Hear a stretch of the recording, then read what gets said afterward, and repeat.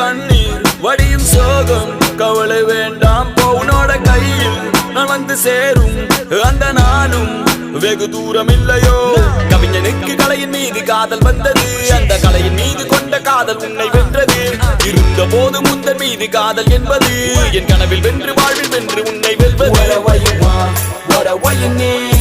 என்ன வேணும் சொல்லடி நீதாய காதலி